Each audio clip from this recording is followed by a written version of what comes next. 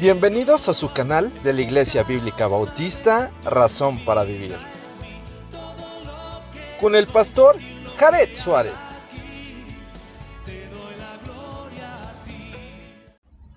Bienvenidos a su canal de la Iglesia Bíblica Bautista, Razón para Vivir. Nos da muchísimo gusto poder estar con ustedes estudiando lo que la Biblia dice y esperamos que pueda ser de bendición para su vida. Vamos al texto, allí en Ezequiel capítulo 31. Aconteció en el año 11, en el mes tercero, el día primero del mes, que vino a mí palabra de Jehová, diciendo: Hijo de hombre, di a Faraón, rey de Egipto, y a su pueblo: ¿a quién te comparaste en tu grandeza? Y aquí era el asirio cedro en el Líbano, de hermosas ramas, de frondoso ramaje y de grande altura.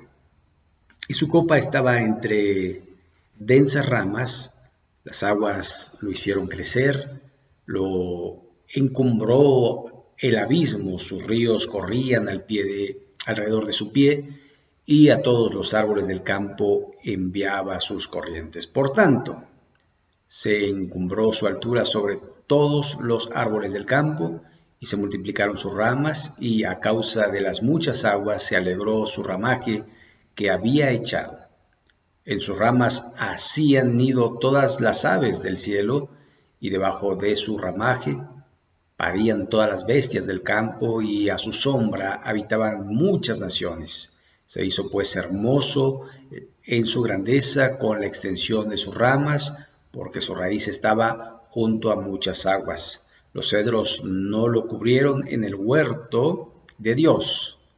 Las hayas no fueron semejantes a sus ramas, ni los castaños fueron semejantes a su ramaje. Ningún árbol en el huerto de Dios fue semejante a él en su hermosura. Lo hice hermoso con toda la multitud de sus ramas, y todos los árboles del Edén que estaban en el huerto de Dios tuvieron envidia de él, o de él envidia. Por tanto, así dijo Jehová el Señor: ya que por ser encumbrado en altura y haber levantado su cumbre entre densas ramas, su corazón se elevó con su altura, yo lo entregaré en manos del poderoso de las naciones, que de cierto le traerá según su maldad. Yo lo he desechado, y lo destruirán extranjeros, los poderosos de las naciones, y lo derribarán sus ramas, caerán sobre los montes y por todos los valles, y por todos los arroyos de la tierra será quebrado su ramaje, y se irán de su sombra todos los pueblos de la tierra, y lo dejarán. Sobre su ruina habitarán todas las aves del cielo, y sobre sus ramas estarán todas las bestias del campo, para que no se exalten en su altura todos los árboles que crecen junto a las aguas, ni levanten su copa entre la espesura, ni confíen en su altura todos los que beben aguas, porque todos están destinados a muerte. A lo profundo de la tierra, entre los hijos de los hombres, con los que descienden a la fosa. Así ha dicho Jehová el Señor: el día que descendió al Seol, hice hacer luto, hice cubrir por él el abismo, y detuve sus ríos, y las muchas aguas fueron detenidas. El Líbano cubrí de tinieblas por él, y todos los árboles del campo se desmayaron.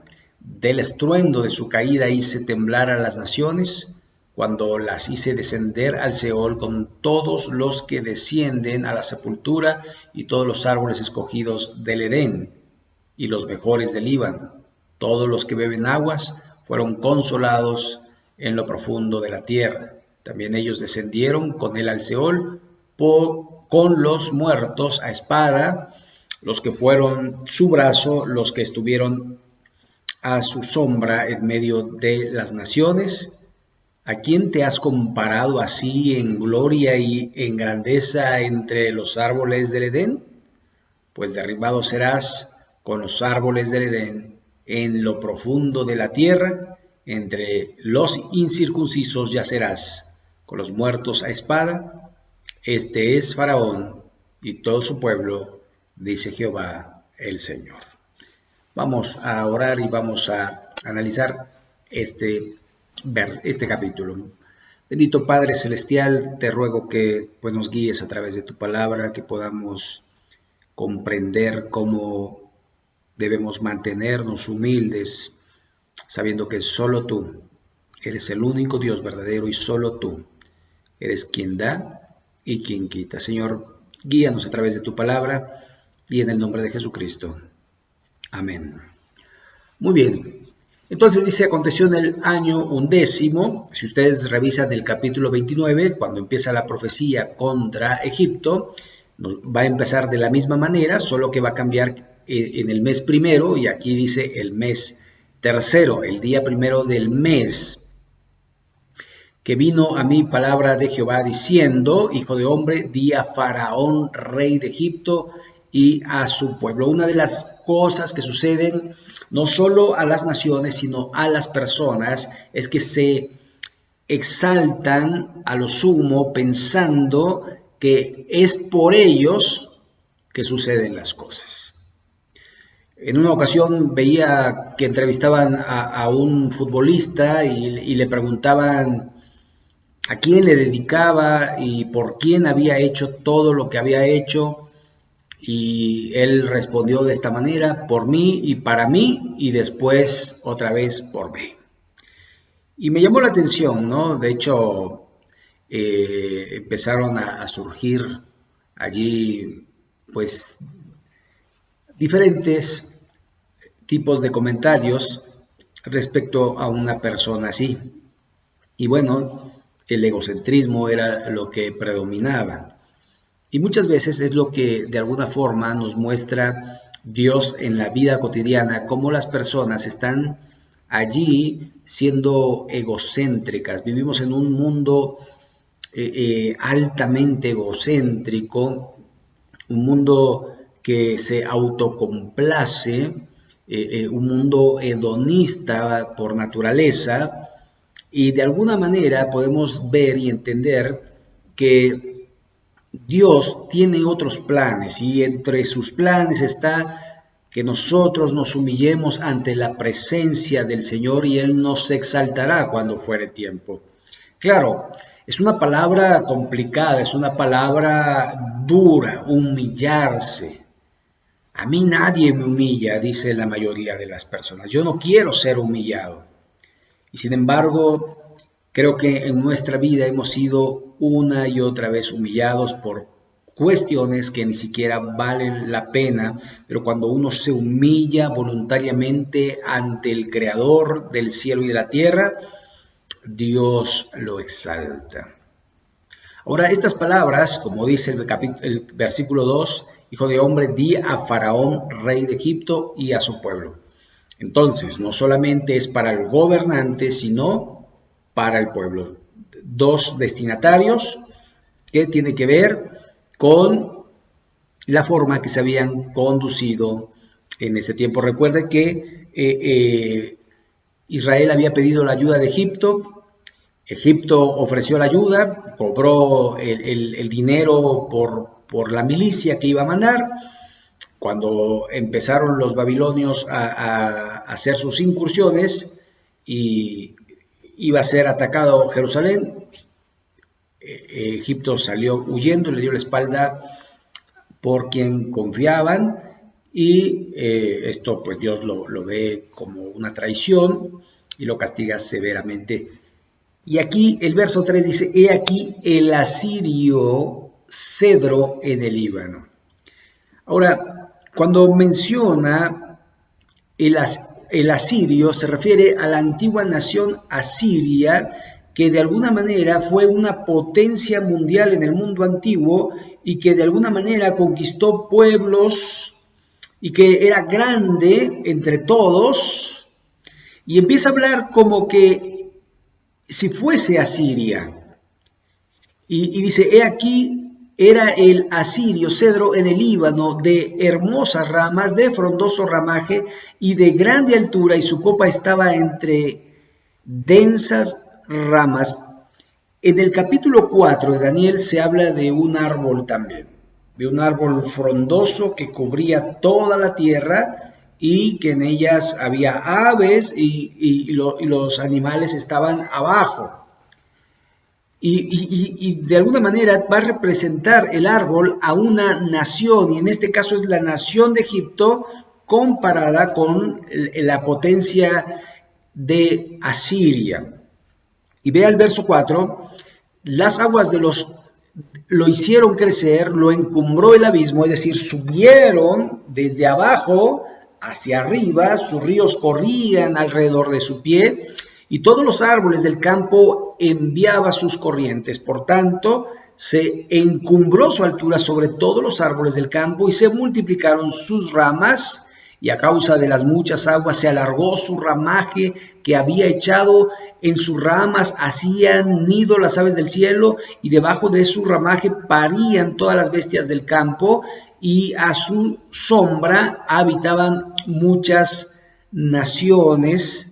Se hizo pues hermoso su grandeza con la extensión de sus ramas, porque su raíz estaba junto a muchas aguas. Los cedros lo cubrieron en el huerto de Dios. De alguna forma tenemos que entender que Asiria pues colindaba allí cerca de lo que sería Babilonia o Irak, y ese huerto también llegó a pertenecer en parte en la zona geográfica, me refiero, a Asiria. Entonces es interesante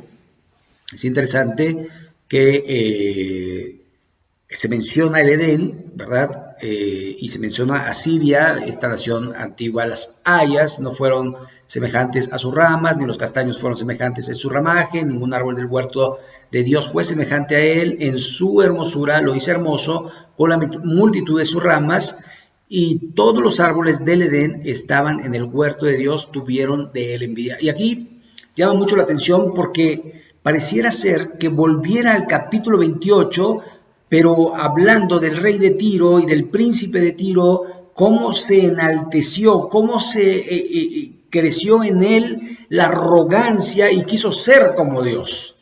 Y es algo que los faraones tenían como doctrina. Ellos decían que eran hijos de los dioses, que ellos eran dioses, y Dios le dice: hay un solo Dios. Y a ese Dios solo adorarás, y a Él solo servirás. Y Dios quería dar lecciones a través de la disciplina que iba a implementar en Egipto. A veces uno no entiende las formas en las que Dios trata con el hombre.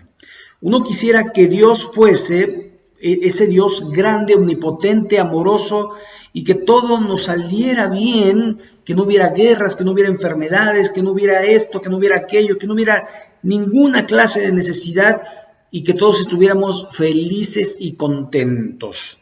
Pero se nos olvida una parte. Si bien Dios está, pero también tenemos un enemigo llamado Satanás, el diablo, y ese no vino sino a matar, robar y destruir, y Jesucristo vino para darnos vida y dárnosla en abundancia. Y Satanás es el que se encarga de alguna manera de traernos todos los males. Es el príncipe de este mundo y es el que gobierna el sistema a través de los gobernantes, de alguna manera tentándolos a ser como él. Él quiso ser como Dios, y los gobernantes de alguna manera muchas veces quieren jugar el papel de Dios cuando hay un solo Dios. Pero Satanás gobierna el mundo. Y a través del pecado del mundo tenemos las consecuencias, y tenemos también espinos y cardos. La tierra te producirá. Con el sudor de tu frente darás el fruto. Y las maldiciones que vinieron a través del pecado. Y a través del pecado podemos ver también muchas consecuencias en la vida. En Romanos capítulo 1, del 18 en adelante, nos dice que por extraviarse y porque su necio corazón fue entenebrecido, Dios los entregó a pasiones vergonzosas. Estas pasiones vergonzosas traen consecuencias. consecuencias como llamada sífilis, gonorrea, sida, etcétera, etcétera. Papiloma humano, muy conocido en esta época del año, tan así que hasta vacunas del papiloma hay. Ahora, podemos ver cómo el hombre trata de hacer a un lado a Dios porque Dios no hace lo que Él quiere. La pregunta es entonces, ¿quién es Dios? ¿Quién es el que gobierna? ¿Quién es el que manda? ¿Quién es el que pone las normas? ¿Quién es el que pone las leyes? ¿Quién es el que de alguna manera pone pautas para que las cosas se den como deben de ser? Pues si Dios es Dios, es Dios. No, pero el hombre, ¿verdad? Le dice, no, Dios, yo no quiero las cosas así, yo las quiero así y asado. Yo quiero, ¿verdad?, nunca enfermarme, no quiero nunca morir, no quiero nunca, ¿verdad?, tener consecuencias de mis acciones. Yo solo quiero disfrutar, yo solo quiero vivir esta vida en paz con mi vecino, con mi compañero, etcétera, etcétera. Pero si nos damos cuenta, muchas de las circunstancias que vivimos son por causa nuestra. A veces no respondemos bien. A veces no sabemos callar. A veces insultamos, a veces tenemos malos modos, tenemos malas miradas, a veces nos vamos a los puños. ¿Por qué? Porque nuestras pasiones gobiernan nuestra vida. Y por esa razón, de alguna manera, Dios pone consecuencia y Dios pone disciplina. Imagínense si no hubieran leyes. Nada más pensemos en las leyes de tránsito. Si no hubiera semáforos, no, es que somos muy civilizados y haríamos el 1 por 1. ¿Usted cree? En los pueblos, en algunos lugares, se da este asunto del 1 por 1 y pasa un coche y pasa el otro, pero en las grandes urbes, en las grandes ciudades, de alguna forma hay una desesperación por llegar primero y todo el mundo anda deprisa y nadie quiere dar el paso. Si alguien pone la intermitente y dice voy a doblar a la derecha, el otro acelera para que no doble, no lo deja pasar. Y nos damos cuenta que las leyes están para tener un orden. Y existen las leyes naturales, esas leyes que de alguna manera rigen a los mares, las mareas, esas leyes, ¿verdad?, que de alguna manera durante el día oxigenan el planeta y durante la noche pues de alguna forma hacen su circunstancia de alimentarse con el oxígeno, como las plantas, ¿no?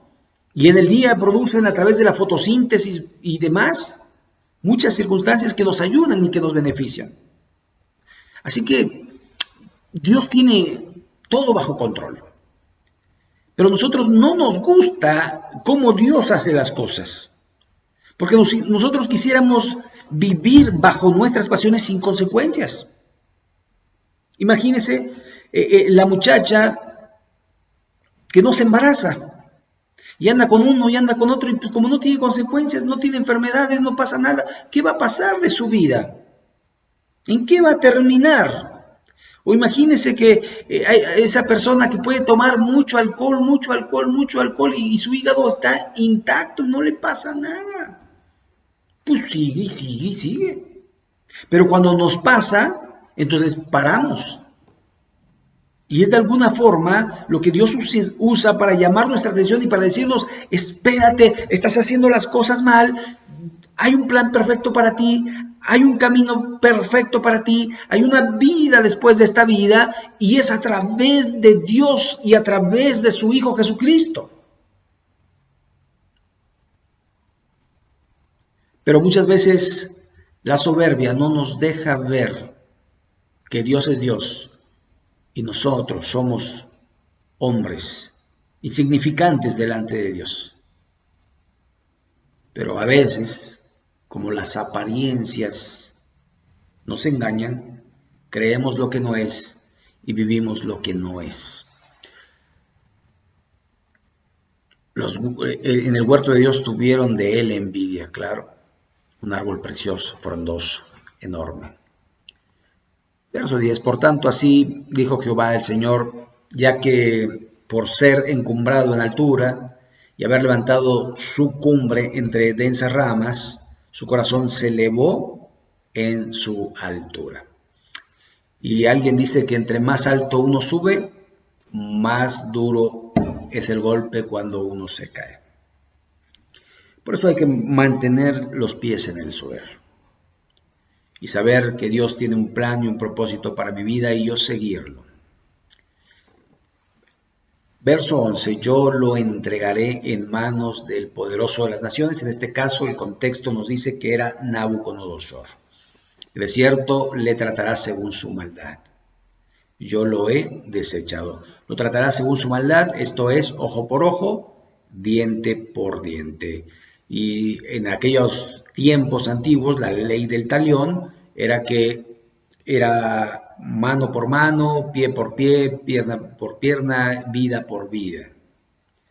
Era lo que de alguna manera se llamaba el equilibrio de la justicia, la balanza, pero que en Dios pues restituye, perdona y ayuda, a pesar de que muchas veces sí llevamos las consecuencias de nuestras acciones. Y vean lo que dice, yo lo he desechado y lo destruirán extranjeros, los poderosos de las naciones, y lo derribarán sus ramas, caerán sobre los montes y por todos los valles y por todos los arroyos de la tierra, será quebrado su ramaje y se irán de su sombra todos los pueblos de la tierra y lo dejarán. Sobre su ruina habitarán todas las aves del cielo y sobre sus ramas estarán todas las bestias del campo. Y esto nos habla, primero, que había un árbol frondoso donde las aves hacían sus nidos y abajo del árbol los animales pastaban y tenían de alguna manera pues una sombra. Ahora los animales estarían bajo el árbol porque sus ramas caerían y lo que quedaba del árbol era para que las aves pararan, pero no iban a poder hacer nido porque no las podía proteger el árbol. Es algo muy curioso, ¿verdad? Más o menos cuando el sol se empieza a ocultar, las aves empiezan a volar y empiezan a gritar, ¿no? Hay lugares donde es una, no sé cómo se le diga, una chilladera de aves ahí que están grite y grite, ¡ay! Y entonces ahí van, y hay un montón y vuelan y se van a árboles, precisamente ahí a dormir en las ramas de los árboles. Allí en esos árboles hacen sus nidos. Y después pareciera que después ya en el anochecer ya no hay aves. Uno no las ve, uno no las oye, están dormidas. Y se sienten protegidas por el follaje del árbol. Pero no van a árboles que no tienen hojas, sino a árboles que les pueden cubrir de la vista de sus depredadores, incluyendo al ser humano. Es interesante, pero en esto es que ya este árbol no podía proteger a las aves. Entonces nada más iban, se paraban, pero sin ningún asunto. Y estos animales que eran protegidos por la sombra del árbol, ahora pisan las ramas de este árbol. Y esto habla de completa destrucción. Egipto nunca fue el mismo a partir del Imperio Babilonio. Sí, Dios disciplinó a este país. Y lo vemos en nuestros días, porque podrán tener esas grandes pirámides de Giza, podrán tener su gran río Nilo, pero no es una gran potencia mundial, ni lo será. Y algún día en el futuro será completamente desolado, destruido. Ahora, no es algo que yo quiera, no es algo que yo me alegre, no es algo que yo pienso, sino es lo que dice la Escritura, la bendita palabra de Dios. Y nosotros estamos asentados en la palabra de Dios. No son nuestros pensamientos, no son nuestros razonamientos, es lo que Dios dice. Y esto tiene que quedar de alguna manera claro, porque a veces uno dice, qué falta de amor, que... No. Dios lo dijo porque las consecuencias de sus pecados le llevaron a esto. Yo no le dije a los egipcios, hagan dioses ajenos delante de Dios, el Dios vivo, el Dios verdadero, el único que existe. No hay otro Dios fuera de él. Pero ellos lo sabían, ellos conocían, porque a través de la humanidad se sabía de Dios y a través de la creación se sabía de Dios.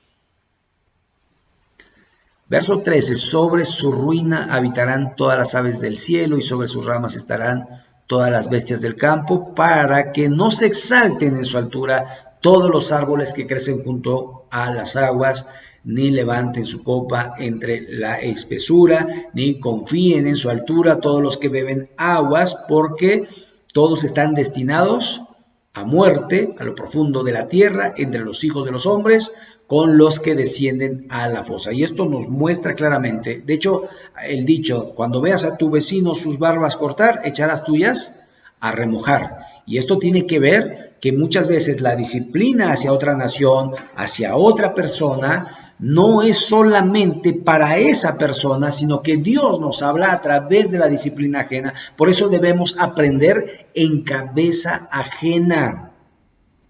Es como cuando una persona muere por cirrosis hepática. Entonces el que bebe mucho dice, creo que tengo que dejar de tomar, porque estoy viendo que ya llegó la consecuencia a esta persona. Si él sigue el consejo, puede salvar por lo menos su hígado y seguir viviendo sin problemas.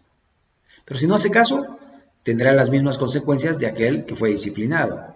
Lo igual el que fuma, lo igual el que se droga, lo igual el que es adúltero, el que es infiel, el que es ladrón, el que es avaro, y todos y cada uno de los pecados tienen consecuencias, y cuando alguien es descubierto y cuando alguien está allí, es porque Dios no solamente quiere disciplinar a esa persona, sino que quiere hablar a las personas que están a su alrededor para que se pongan en orden. No es de que, ya, pues ni modo, pues, lo descubrieron, qué lástima. A mí nunca me va a pasar. Cuidado. Cuidado, porque Dios conoce nuestro corazón y conoce nuestro andar, y Él sabe lo que necesitamos, y muchas veces lo que necesitamos, ¿sabe qué es? Disciplina. Disciplina. Muchas veces los niños no entienden hasta que no se les disciplina. Y cuando digo disciplina, es infligir dolor para que puedan cambiar su actitud. Cuando digo infligir, no quiere decir causar lastimadura o ensangrentarlo o violentarlo, sino es una disciplina correctiva en amor. No es para destruirlo, es para que cambie su actitud. ¿Ok? Y otra de las cosas que tenemos que pensar es que todos estamos destinados a muerte. Esto es algo muy claro. Yo cuando era niño a veces escuchaba comentarios como, oye, se murió fulano de tal. Lo castigó Dios. Entonces todos los que mueren los castiga Dios. No, bueno, es que en la forma, es que lo natural es morir de viejo, no. Lo natural era no morir.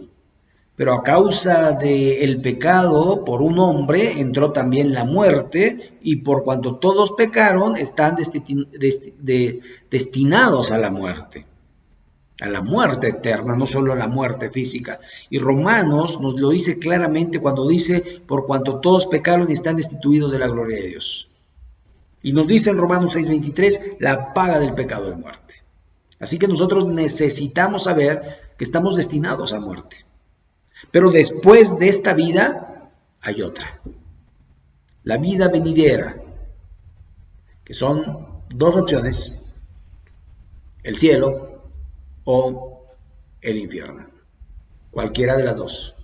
No se pueden las dos, no hay puntos intermedios, no es de que un pie en el cielo y un pie en el infierno, no. O la mitad en el cielo o la mitad en el infierno, no. O estás en el infierno o estás en el cielo, pero no puedes estar en los dos lugares. Ni puedes pasar del infierno al cielo ni del cielo al infierno. Eso lo dijo el Señor Jesucristo en Lucas capítulo 16. Así que es muy importante definirse ahora a dónde queremos ir. ¿Al cielo o al infierno? ¿Cómo voy al cielo? A través de Cristo y del arrepentimiento. ¿Cómo voy al infierno? Simplemente rechazo a Cristo porque no me arrepiento. Seguimos. Verso 15. Así ha dicho Jehová el Señor, el día que descendió al Seol, hice hacer luto, hice cubrir por él el abismo, detuve sus ríos y las muchas aguas fueron detenidas, el Líbano cubrí de tinieblas por él, y todos los árboles del campo se desmayaron del estruendo de su caída. Hice temblar a las naciones cuando las hice descender al Seol con todos los que descienden a la sepultura, y todos los árboles escogidos del Edén y los mejores del Líbano, todos los que beben aguas fueron consolados en lo profundo de la tierra. Y aquí muchas veces tenemos que pensar en que no lo puedo creer, ¿verdad? Algo le acontece, por ejemplo, en estos días, que algo le aconteciera a Estados Unidos y que Estados Unidos dejara de ser potencia mundial. No lo puedo creer. ¿Cómo? ¿Estados Unidos? ¿Esa gran nación? ¿Cómo? Bueno, pues así pasó con Egipto. Nadie podía creer cómo era posible y todos estaban espantados y no sabían la razón ni el por qué, pero Dios lo había hecho. Es como cuando Josué llegaba allí a Jericó y los de Jericó estaban espantadísimos porque habían escuchado lo que Dios había hecho en Egipto. Y que había abierto el Mar Rojo, y que había derribado allí al ejército de Faraón. La gente escucha acerca de lo que Dios hace, pero no toda la gente se convierte a Dios. Y eso es lo que Dios trata de hacer, llamar nuestra atención para que nos convirtamos de nuestros malos caminos y sigamos a Dios. Recuerde, todos vamos a lo profundo de la tierra, y esto es a través de la consecuencia del pecado. Verso 17. También ellos descendieron con él al Seol, con todos los muertos a espada, los que fueron su brazo, los que estuvieron a su sombra en medio de las naciones. ¿A quién te has comparado así en gloria y en grandeza entre los árboles del Edén? Pues derribados serás con los árboles del Edén, en lo profundo de la tierra, entre los incircuncisos yacerás con los muertos a espada. Y después dice, este es Faraón y todo su pueblo, dice Jehová el Señor. Hay una frase que entendemos, que escuchamos, que dice que las cosas se toman de quien vienen. Estas palabras vienen de Jehová el Señor. Por lo tanto, tienen una gran relevancia e importancia y debemos creerlas. Porque curiosamente ya no existen los faraones. Ya existen los primeros ministros. Curiosamente, ahora Egipto depende de muchas otras naciones y no las naciones dependen de él. Podemos ver cómo Dios obró e hizo para que disciplinada esta nación, otros vieran y creyeran en él. Así que cuando nosotros vemos circunstancias en la vida, circunstancias que acontecen a otra persona, esto nos debería de llevar a darle gracias a Dios.